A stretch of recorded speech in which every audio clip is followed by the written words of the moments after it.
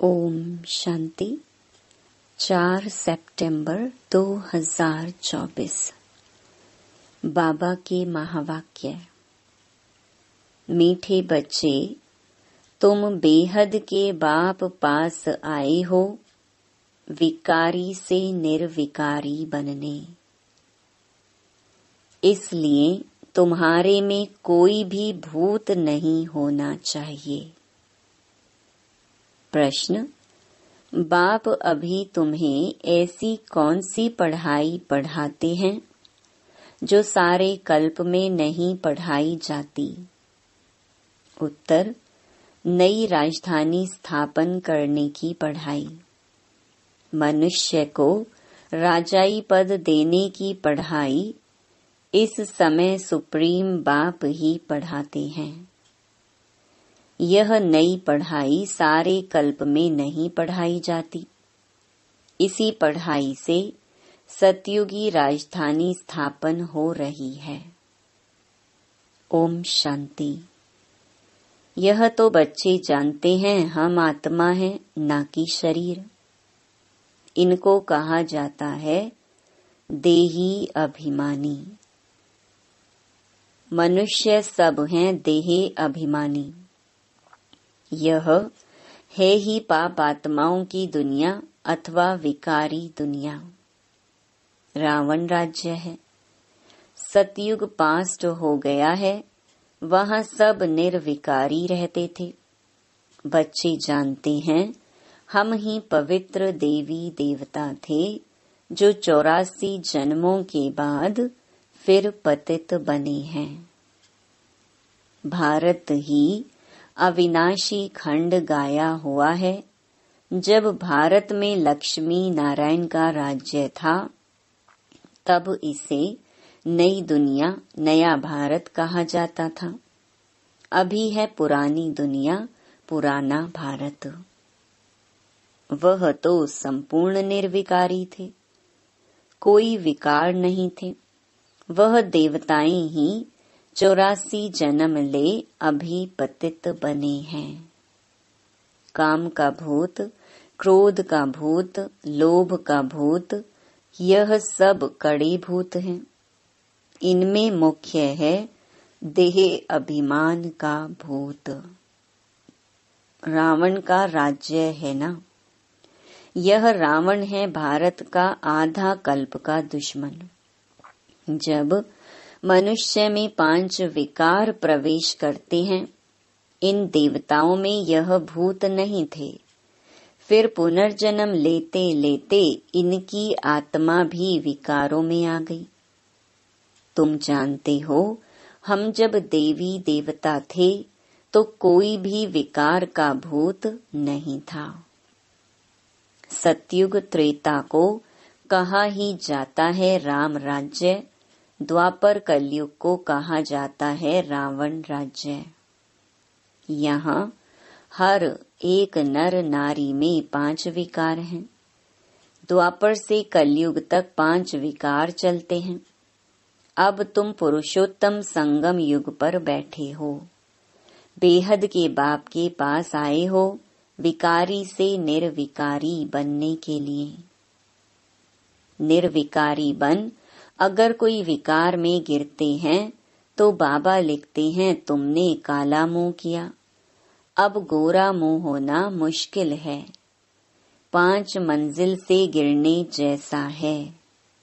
हड्डियां टूट जाती हैं। गीता में भी है भगवानुवाच, काम महाशत्रु है। भारत का वास्तविक धर्म शास्त्र है ही गीता। हर एक धर्म का एक ही शास्त्र है।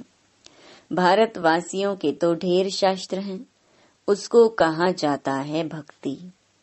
नई दुनिया सतो प्रधान गोल्डन एज है। वहाँ कोई लड़ाई झगड़ा नहीं था। बड़ी आयु थी, एवर हेल्दी वेल्दी थे। तुमको स्मृति आई हम देवताएं बहुत सुखी थे। वहाँ अकाले मृत्यु होती नहीं, काल का डर रहता नहीं। वहाँ हेल्थ, वेल्थ, हैप्पीनेस सब रहती है। नर्क में हैप्पीनेस होती नहीं। कुछ न कुछ शरीर का रोग लगा रहता है। यह है अपार दुखों की दुनिया, वह है अपार सुखों की दुनिया। बेहद का बाप दुखों की दुनिया थोड़े ही रचेंगे। बाप ने तो सुख की दुनिया रची।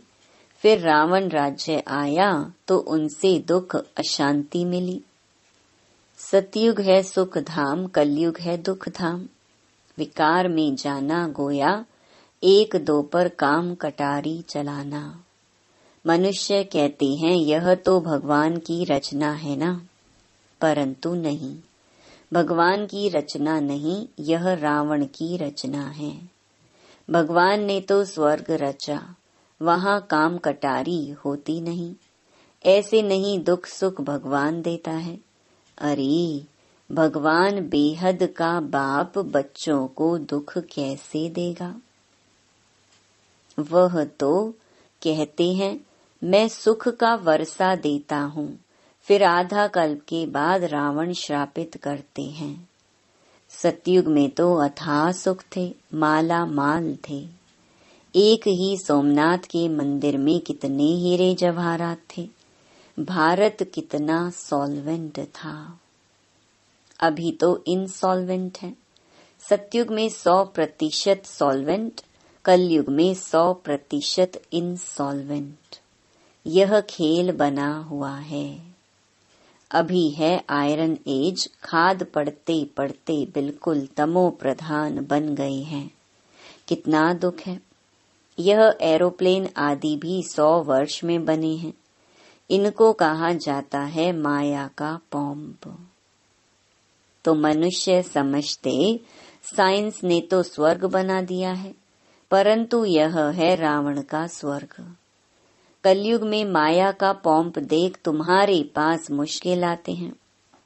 समझते हैं हमारे पास तो महल मोटरें आदि हैं। बाप कहती हैं स्वर्ग तो सतयुग को कहा जाता है, जब इन लक्ष्मी नारायण का राज्य था। अब इन लक्ष्मी नारायण का राज्य थोड़े ही है।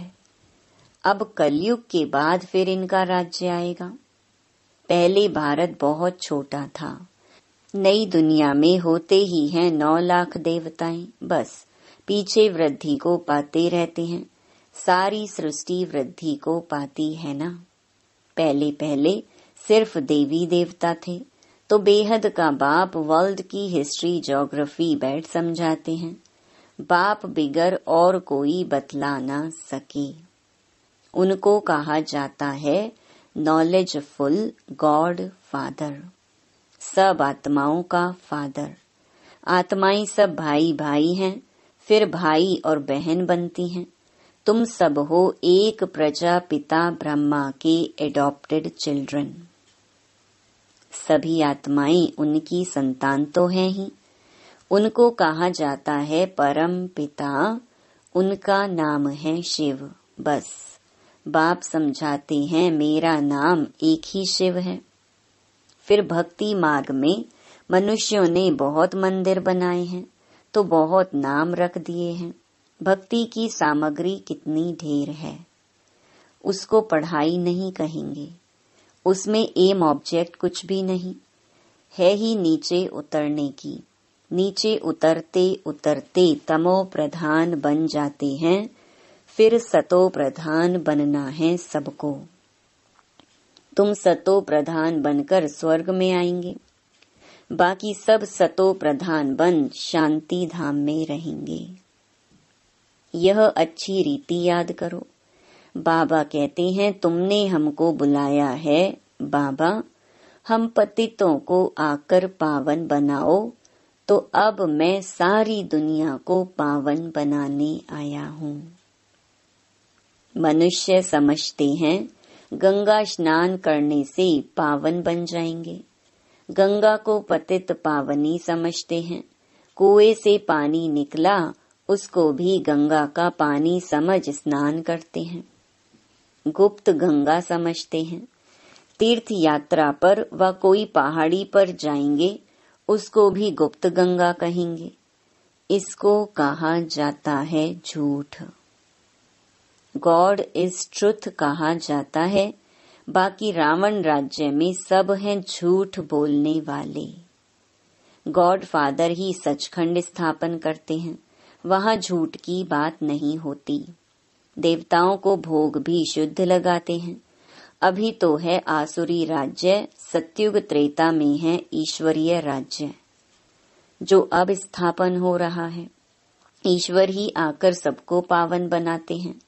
देवताओं में कोई विकार होता नहीं। यथा राजा रानी तथा प्रजा सब पवित्र होते हैं। यहाँ सब हैं पापी, कामी, क्रोधी। नई दुनिया को स्वर्ग और इसको नर्क कहा जाता है। नर्क को स्वर्ग बाप के सिवाय कोई बना ना सके। यहाँ सब हैं नर्कवासी पतित। सतयुग में है पावन। वहाँ ऐसे नहीं कहेंगे कि हम पतित से पावन होने के लिए स्नान करने जाते हैं। यह वैरायटी मनुष्य सृष्टि रूपी झाड़ है। बीज रूप है भगवान, वही रचना रचते हैं। पहले पहले रचते हैं देवी देवताओं को, फिर वृद्धि को पाते पाते इतने धर्म हो जाते हैं। पहले एक धर्म एक राज्य था, सुख ही सुख था। मनुष्य चाहते भी हैं विश्व में शांति हो, वह अभी तुम स्थापन कर रहे हो। बाकी सब खत्म हो जाएंगे, बाकी थोड़े रहेंगे। यह चक्र फिरता रहता है। अभी है कलयुग अंत और सतयुग आदि का पुरुषोत्तम संगम युग। इसको कहा जाता है कल्याणकारी पुरुषोत्तम संगम युग। कलयुग के बाद सतयुग स्थापन हो रहा है। तुम संगम पर पढ़ते हो, इसका फल सतयुग में मिलेगा। यहाँ जितना पवित्र बनेंगे और पढ़ेंगे उतना ऊंच पद पाएंगे। ऐसी पढ़ाई कहाँ होती नहीं। तुमको इस पढ़ाई का सुख नई दुनिया में मिलेगा। अगर कोई भी भूत होगा तो एक तो सजा खानी पड़ेगी, दूसरा फिर वहाँ कम पद पाएंगे। जो संपूर्ण बन औरों को भी पढ़ाएंगे तो ऊंच पद भी पाएंगे। कितने सेंटर्स हैं, लाखों सेंटर्स हो जाएंगे। सारे विश्व में सेंटर्स खुल जाएंगे। पाप आत्मा से पुण्य आत्मा बनना ही है। तुम्हारी एम ऑब्जेक्ट भी है। पढ़ाने वाला एक शिव बाबा है। वह है ज्ञान का सागर, सुख का सागर। बाप ही आकर पढ़ाते हैं। यह नहीं पढ़ाते, इनके द्वारा वह पढ़ाते हैं। इनको गाया जाता है भगवान का रथ, भाग्यशाली रथ। तुमको कितना पद्मा पदम भाग्यशाली बनाते हैं। तुम बहुत साहूकार बनते हो, कभी भी बीमार नहीं पड़ते। हेल्थ, वेल्थ, हैप्पीनेस सब मिल जाता है। यहाँ भल धन है परंतु बीमारियां आदि हैं। वह हैप्पीनेस रह न सके, कुछ न कुछ दुख रहता है। उनका तो नाम ही है सुख धाम, स्वर्ग, पैराडाइज। इन लक्ष्मी नारायण को यह राज्य किसने दिया, यह कोई भी नहीं जानते। यह भारत में रहते थे, विश्व के मालिक थे। कोई पार्टीशन आदि नहीं था। अभी तो कितने पार्टीशन हैं। रावण राज्य है, कितने टुकड़े टुकड़े हो गए हैं, लड़ते रहते हैं। वहाँ तो सारे भारत में इन देवी देवताओं का राज्य था। वहाँ वजीर आदि होते नहीं। यहाँ तो वजीर देखो कितने हैं, क्योंकि बेअकल हैं। तो वजीर भी ऐसे ही तमो प्रधान पतित हैं। पतित को पतित मिले, कर कर लंबे हाथ। कंगाल बनते जाते हैं, कर्जा उठाते जाते हैं। सतयुग में तो अनाज, फल आदि बहुत स्वादिष्ट होते हैं। तुम वहाँ जाकर सब अनुभव करके आते हो। सूक्ष्म वतन में भी जाते हो तो स्वर्ग में भी जाते हो। बाप कहते हैं सृष्टि चक्र कैसे फिरता है। पहले भारत में एक ही देवी देवता धर्म था, दूसरा कोई धर्म नहीं था। फिर द्वापर में रावण राज्य शुरू होता है। अभी है विकारी दुनिया, फिर तुम पवित्र बन निर्विकारी देवता बनते हो। यह स्कूल है। भगवानुवाच, मैं तुम बच्चों को राजयोग सिखलाता हूँ, तुम भविष्य में यह बनेंगे। राजाई की पढ़ाई और कहीं नहीं मिलती, बाप ही पढ़ाकर नई दुनिया की राजधानी देते हैं। सुप्रीम फादर टीचर सतगुरु एक ही शिव बाबा है। बाबा माना जरूर वर्षा मिलना चाहिए, भगवान जरूर स्वर्ग का वर्षा ही देंगे। रावण जिसको हर वर्ष जलाते हैं, यह है भारत का नंबर 1 दुश्मन। रावण ने कैसा असुर बना दिया है। इनका राज्य 2500 वर्ष चलता है। तुमको बाप कहते हैं मैं तुमको सुख धाम का मालिक बनाता हूँ। रावण तुमको दुख धाम में ले जाते हैं। तुम्हारी आयु भी कम हो जाती है। अचानक अकाली मृत्यु हो जाती है।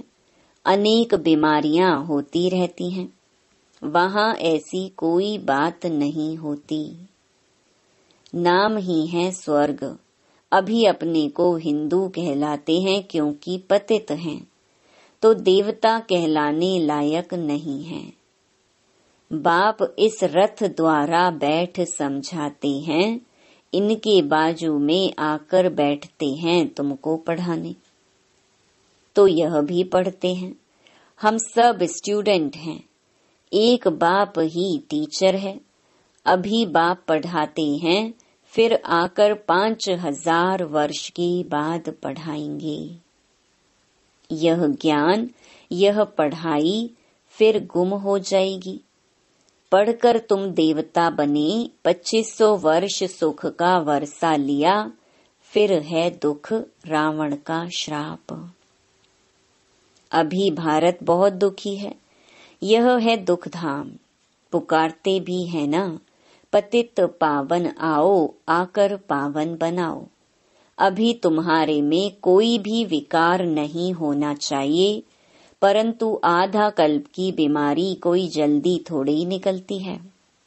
उस पढ़ाई में भी जो अच्छी रीति नहीं पढ़ते हैं वह फेल होते हैं।